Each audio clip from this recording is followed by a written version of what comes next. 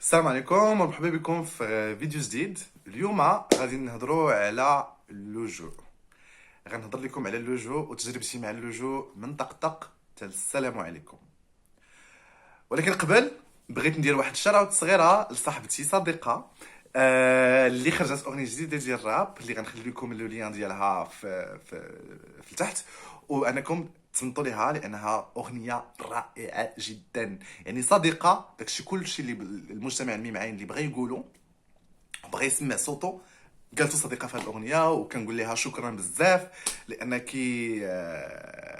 tu es notre porte-parole. وزعما انا فخور انني كنعرفك وانك صاحبتي وجو تيم بوكو بوكو بوكو بوكو. وانا فخور بكم، نتمنى انكم تسمعوا الاغنيه وتعطيو الراي ديالكم وتقولوا لنا شنو كي جاتكم الاغنيه. انا زعما كنصنت لها اون لوب، يعني ديما ديما ديما ديما، وتبارك الله عليك صديقه وجو تيم و يو ديد ات يو ديد ات جيرل. الوغ نبداو مع ليستوار، ولكن هذه ليستوار انا خصني نقول لكم بانها طويله بزاف لانني ما نقدرش نختصر 3 سنين في 10 دقائق ولا في 15 دقيقه. غادي نديرها في 3 ديال لي بارتي باش نحاول انني نقول لي ديتاي ديال لي ديتاي. باش غنبدا نبداو من الاول، يعني خصنا غنقول لكم كيفاش دخلت ومنين جيت ومنين مشيت وكيفاش درت. الوغ اولا خصكم نعرفوا بان اللجوء هو حق لكل مواطن في العالم اللي كيحس براسو بانه مضطهد في المجتمع ديالو او ينتمي من احدى الاقليات اللي مضطهده في المجتمع ديالو. اقليات دينيه، اقليات سياسيه، واقليات عرقيه، وكذلك اقليات جنسيه. وانا كنطيح في الكاتيجوري ديال الاقليات الجنسيه كوني جاي او مثلي، وداكشي علاش عندي الحق انني نطلب اللجوء. كما كنعرفوا بان المغرب كيجرم المثليه بواحد القانون سميتو 489 اللي يمكن لك تدخل الحبس في المغرب كونك فقط جاي، فقط لانك كتحب. حب ليس جريمه.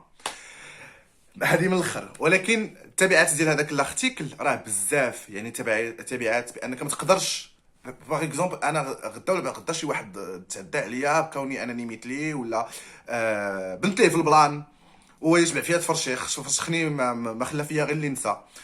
غنمشي عند البوليس غنقول لهم راه تعدى عليا واحد خاين. غيقول لي علاش؟ غنقول لهم راه انا جاي. غيقول لي جاي سيلون ينتظر مرحبا واهلا بك بسهلا. يعني لا تيتي لا حب الملوك كما تنقولوا حنايا. يعني وزيد على ذلك، يعني حتى الولوج للصحه راه كيكون صعيب بزاف بزاف بزاف. سيتو راه كنعرفوا بان لوموفوبيا راه ما كاينش غير عند المجتمع غير الواعي، راه كاين عند الاطباء، كاين عند البوليس، كاين عند القضاة، كاين عند، يعني اللي قال لك لا تقول لي. دوكو داكشي اش كنسموا حنا اقليات في الحقوق. ما عندناش الحقوق نهائيا، ماشي غير ارتيكل فقط. بزاف الهضره طويله والليل القصير. داكشي علاش انا قررت انني نطلب اللجوء، لانني ما قديتش باقي، صافي وصل السيل الزبا. الوغ كيفاش درت تمشيت كيفاش درت جيت لاوروبا؟ انا متعايش مع فيروس نقص المناعه المكتسب لو فياش. لذلك كنت كنتمي لواحد الشبكه اللي سميتها واي بلس The Global Network of Young People Living with HIV، او لا شبكه الاشخاص الشباب المتعايشين مع نقص المناعه المكتسب والسيدا او لا الايدز. واللي كان كيخول لي انني نسافر العالم باش نمثل شمال افريقيا والشرق الاوسط في تظاهرات و دي كونفيرونس انترناسيونال.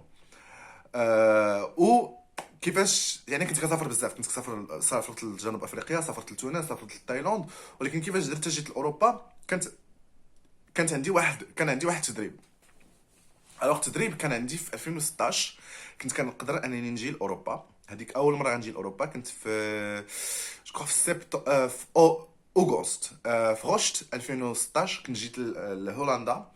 كان عندي واحد التدريب ديال 4 ايام اللي داز زوين وبخير، وتعلمت فيه بزاف ديال الحوايج، وتعلمت فيه كذلك انني نكون صالح مع راسي. سالا داك التدريب غادي نرجع للمغرب.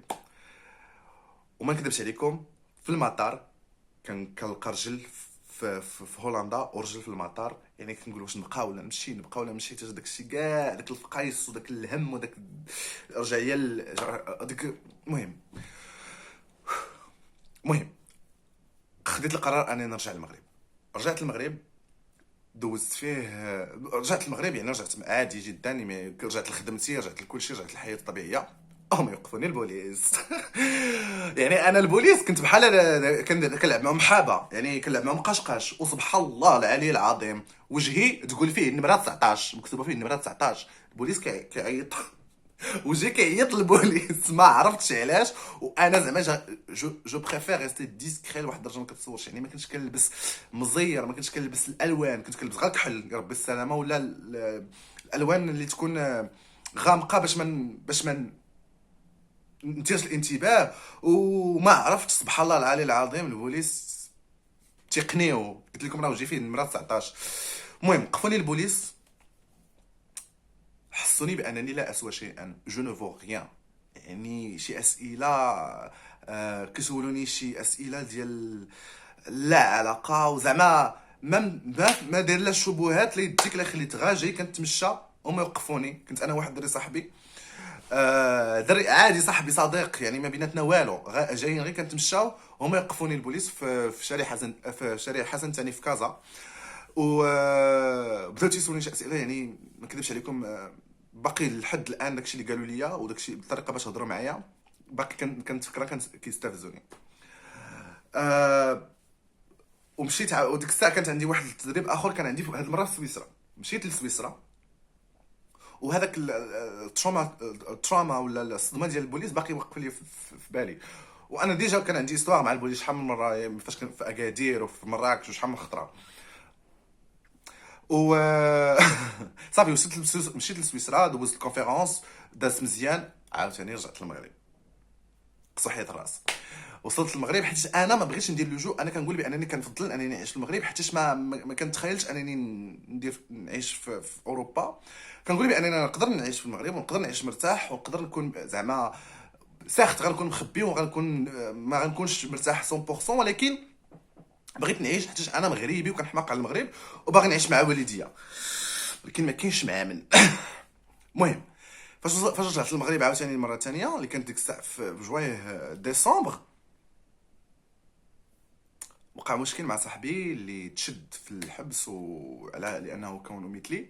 وما كذبش عليك زعما تروماتيزيني نهائيا. تما فاش فكرت انني صافي عندي فيزتي، هز باسبوري وضرب الباب، خليت حوايجي، خليت كلشي، داكشي كله، التيكيت والصاك هو اللي ديت معايا لهولندا. لا لا لا لا، وصلت لهولندا. هادشي راه غير قلت لكم غير باختصار، هادشي اللي وقع لي في المغرب هادشي غير باختصار. وصلت لهولندا، وانا وصلت لهولندا بيان سور، دخلت لهولندا، ما طلبتش اللجوء في المطار. وصلت لهولندا، دخلت عشت صحابي، حيت عندي صحابي في هولندا، جلست معاهم، فواجت، مشيت درت، ارتاحيت، عاد باش مشيت درت اللجوء. ولكن مده ديال سيمانه، ما قل من سيمانه فاش درت اللجوء. واللجوء فين كديرو؟ يا اما كديرو في المطار فاش كتوصل في الدوله اللي غدير فيها اللجوء، يا اما اسبانيا، يا اما هولندا، يا اما المانيا، يا اما كديرو اما في المطار، يا اما كتدخل المطار، يا اما كتدخل البلاد وعاد باش كطلب اللجوء عند البوليس. الوغ في هولندا كتمشي لامستردام سنترال، كاين البوليس، في المحطه، كتدخل عندهم تقول لهم انا بغيت نطلب اللجوء، تيقول لك مرحبا، كيعطيك واحد التيكي كتمشي بها لتير ابل. تير ابل واحد المنطقه نائيه فيها غير الكامب ديال اللاجئين، وغادي نهضروا على الكامب شنو هو. الوغ المهم، وكان شهر واحد والبرد والفقصه، وعرفتي الطوبيس كيخطك واحد باقي كيلومتر بعيد على الكامب، وخصك تمشى واحد المسافه طويله عاد باش يلاه توصل لذاك الكامب، والبرد واللي قال لك لا تقول ليه، والشتاء. المهم وصلت للكامب، كيستقبلوني سلام سلام، بديت ندير لو جو، كيحيدوا لك حوايجك، كيحيدوا لك الصاك، تيقلبوك كامل، كيفليوك، وكيعطيوك بحال واحد الطبسيل، واحد الكاس، واحد سميتو، كيقولوا لك على الشومبر ديالك. اوغوزمون انا قلت لهم بانني فياج بوزيتيف، او لا عندي فياج، عطاوني شومبر بوحدي، حيت قلت لهم ما يمكنليش ناكل الدواء قدام الناس، وهادي وديك التخربيق. المهم سلكت راسي حيت هذاك الكامب راه ما نكذبش عليكم راه فيه غير زعما كل احتراماتي لكاع الناس، ولكن باغفوا كاينين الناس اللي كيجيو اللي مقاطع الامل من الدنيا. شفت كيبان ليه غير يشفر ويضرب يعني ما مسوقش باقي كاع الحياه هو نهائيا. الوغ صافي خديت داكشي ديالي. دازت واحد يومين في هذاك الكامب غندوز الانترفيو انيسيال. كدوز واحد الانترفيو انيسيال اللي تسولك شنو هو الغرض انك دير اللجوء. عطيت لهم بيان سور فاش باش ندير اللجوء، فاش باش ندير الانترفيو باردون، عطيتهم الباسبور ديالي. وكيحل الباسبور كيلقى بان الفيزا عندي فيها باقي 3 شهور مع 4 شهور. السيد صدام تيقول لي علاش بغيتي تطلب اللجوء وانت عندك الفيزا وهادي وهادي، وانا نقول ليه لا راه هادي مات هادي، راه المشكل عندي في المغرب وهادي. عاد باش بديت تسولني الاسئله اللي ديتاي، شنو سميتك، شنو كنيتك، منين جيتي، شنو هي البلاد ديالك. واخا عندهم الباسبور كيعاودوا يسولوك شنو هو الهدف، علاش بغيتي دير اللجوء. قلت لهم باسكو جو سوي غاي ولا لارتيكل 489 هادشي اللي عاودت لكم. صافي طلقني، رجعني لا شومبر ديالي. رجعت لا شومبر ديالي، دازت لا قلت ليه جاني انني غنمشي نتحول لي كامب الازيت سي في هولندا. كيتسمى ازيت سي. واحد الكامب سميتو بودل اللي كاين هو جو كخوا في الجنوب الجنوب الغربي ديال هولندا. وهذاك الكامب اللي دوزت فيه تقريبا 2 سيمانات. فاش وصلت لذاك الكامب ودايوغ ما تيعطيوك لا مصروف لا يديك لا يخليك في البدايه، ما تيعطيوك والو نهائيا جدا. تعطيك باش تعطيوك هما تعطيوك الماكله، وتكون ديك الماكله بارده مجمده ديال الفريغو اللي خصك ديرها في الميكرووند. والميكرووند خاسر اصلا، يعني نصها مجمد ونصها حقوق الانسان. المهم ما عليناش. صافي جلست في هذاك الكامب، وتما فاش خديت الانترفيو الكبير. الوغ فاش كنت غادي ديك الانترفيو الكبير كانت عندي مترجمه مغربيه، وكان عندي الاوفيسر ديال الانترفيو اللي كيسولني اسئله فيها تقريبا شي ساعه تلمكانه ولا مع ساعتين او على ساعتين 4 السوايع ديال الاسئله. سولني على با، سولني على امي، سولني على قرايتي، سولني على منين وقع الاخصاب. فكرش امي حتى وصلت لهولندا هو كيسول فيا علاش، شنو درتي وشنو ما درتي وهاد لي طيطي، وتيعاود يسولك الاسئله من طريقه واحده اخرى. المهم 4 السوايع، وحنا هو تيطلع فيا ويهبط ويسول فيا ويعرقني وينشفني شويه، هو يسد الدوسي ويقول لي حكا ما حكا راه ما يمكنش واقيلا غنقبلوك في هولندا. قلت ليه علاش؟ قال لي عندك فيزا ديال الانجليز. قلت ليه كيفاش؟ قال لي عندك الفيزا ديال الانجليز. المهم انا هضرت مع المحامي، قال لي راه عندك فيزا ديال الانجليز، دوكو عندك دوبلن. الوغ اتفاقيه دوبلن من البنود ديالها ان البلد خصك اولا البلد الاولى اللي دخلتي ليها هي اللي طلب فيها اللجوء. داكشي علاش كنسمعوا بزاف البصمه، حيت بزاف ديال الناس كيمشيو باغ اكزومبل تيجيو من تركيا، يعني ديك الطريق من طريق ديال تركيا تيدوزو على اليونان، تيدوزو على ايطاليا باش كيطلعوا لسويسرا، المانيا كيجيو لهولندا، هولندا باش كيوصلوا للانجليز، هولندا فرنسا باش فرنسا تيجيو للانجليز. وهذوك الدول فاش كيدوزو في هذوك الدول باغفوا تيشدوهم البوليس وكيبصموهم كيديروا لهم البصمه. ديكو فاش الا بحال دابا الا كنتي درتي البصمه في ايطاليا ومشيتي طلبتي اللجوء في المانيا تقول لك حكا ما حكا لا، راه خصك ترجع للطاليان، لانك انت دخلتي البلد الاولى اللي دخلتي لها هي الطاليان. هادشي اللي وقع لي انا، ولكن عن طريق الفيزات، لان الفيزا ديالي كانت هي اللي خديتها، واخا خديت الفيزا الانجليزيه هي الثانيه، ولكن هي اللي محسوبه ليا بان الدوله ديالها هي اللي محسوبه ليا انني نطلب فيها اللجوء. ما نكذبش عليكم تصدمت، انا ما بغيتش نجي للانجليز نهائيا، ما كنتش حامل الانجليز. عرفتش انا اصلا جيت الانجليز في ديسمبر، وبحال ما حسيتش بها براحتي، لانني ما كنعرف فيها حتى واحد. هولندا لان فيها صحابي، فيها مجموعه ديال الناس اللي كنعرف وتلاقيت معاهم في المغرب، ديكو بحال غادي نبدل غير المدينه، ما غاديش نبدل الدوله. المهم هذاك الشيء صدمني بزاف. صافي ما رجعوني صافي بقيت كنتسنى. قالوا لي لا راه غادي نصيفطوا للانجليز، واش تبغي تجي لعندها ولا لا؟ قلت لهم ماشي مشكل. قال لك انا ما عندكش، ما كنتش عارف راسي بانني عندي الحق انني نطعن في هذاك السؤال، واخا اصلا ما بغيتش نطعن فيه، لانني كنقول بانني انا بغيت هذا اللجوء نسربي معاه دغيا. وداك الشيء علاش قلت صافي غنمشي للانجليز. داك الوقت اللي غنضيع عام ولا عامين اللي خصني نتسنى في هولندا، اللهم نمشي للانجليز، اللهم نمشي للانجليز دغيا ونرجع عاوتاني لهولندا، نبقى نشوف صحابي مره. صافي فاش تما فاش سميتو لا غدت لي وصلني انني غادي نتحول لمدينه واحده اخرى اللي سميتها ميدلبورغ. هذه كاينه في الوسط الغربي، ما عرفتش كيفاش نسموها، في الغرب ديال هولندا، اللي سميتها ميدلبورغ، وكاين فيها واحد الازيتي. وتما وصحابي كانوا في واحد المدينه واحده اخرى سميتها رايزفيك، اللي كنت كنحاول انني ننتقل عندهم هذه المده اللي كنتسنى فيها، ولكن هولندا هذاك ما بغاوش ينقلوني. دوكو وليت كنمشي بزاف عند صحابي رايزفيك اللي نجلس معاهم ونرتاح معاهم. وصراحه هولندا دوزت فيها احسن ايام عمري، واكتشفت فيها بزاف ديال الحوايج، و تعلمت انني نحيد مجموعه ديال القيود اللي جبتهم معايا في المغرب. وقع لي واحد الطريفه صغيره، كنهضروا على اخذ الحق، وانك تاخذ حقك من عند الى تعرضتي للاذى. كنا ديك الساعه كنت في دنهاخ، وكنا يعني كنا سهرانين، وقع واحد المشكل، وواحد خاينه اوموفوب متابعين فين مشيتي. غير الفرق انك كان يمكن لك تاخذ حقك. المهم عرفت شنو وقع؟